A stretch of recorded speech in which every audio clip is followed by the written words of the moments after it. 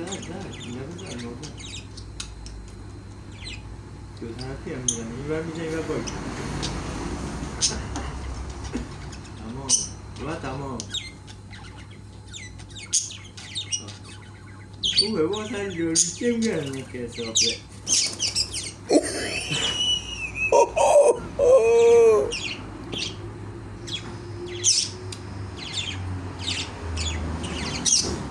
بود پایین گیغار بیری یه بود به بالا دون خواسته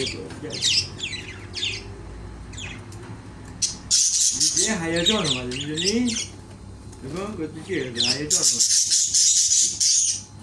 نگاه داره که پدر دون بگیره پدر نمیده پدر رو چیکار کنه حالا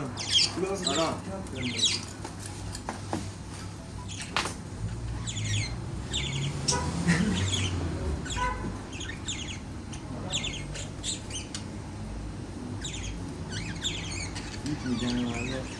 روش ریاکشن داد وارد تفکر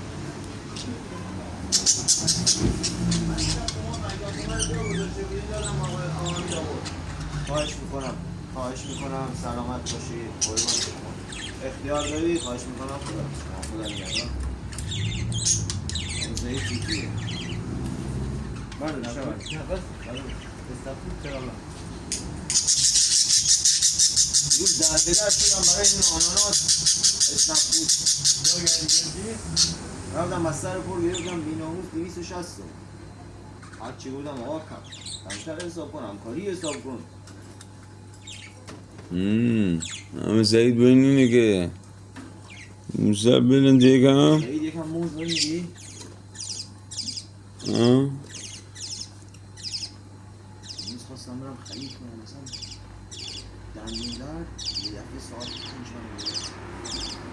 تا ساعت 8:30 من فرش چند زدم باید چند دادی